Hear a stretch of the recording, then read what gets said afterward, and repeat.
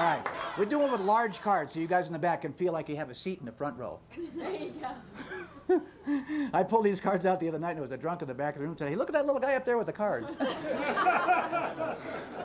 That was me, Doc. Oh, that was you. Oh, you're back, aren't you? All right, okay. Now I'm going to tell you a story using cards, rhyme, and wit.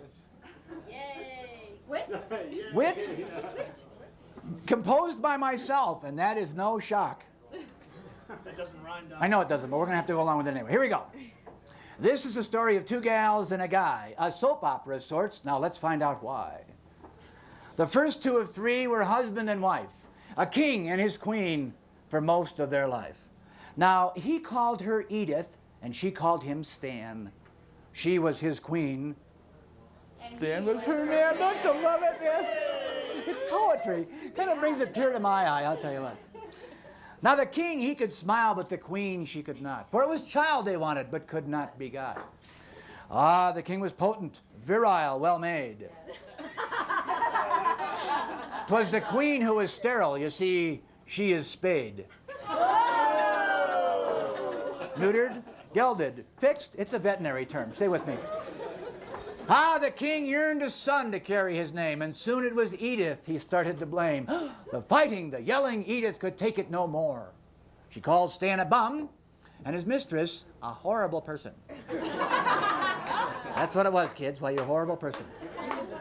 She knew about Kate, all right. Oh, yes, a lovely young lass, with a face like a queen and a firm, shapely ankle. Nice ankle. Nice ankles, huh, man?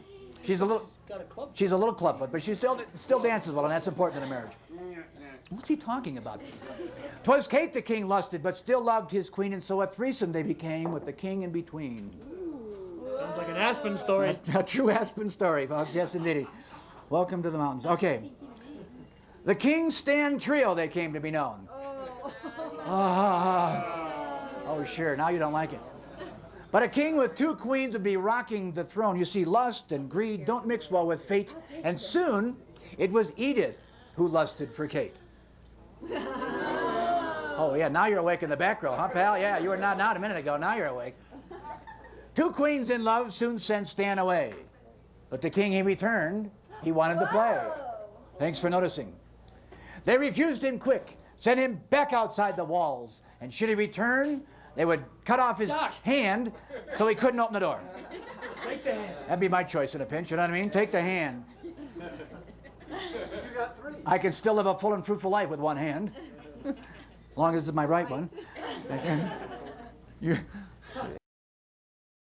been peeking? All right, here we go. Stan was persistent, though. He wanted to play, and so he snuck back once while Kate was away.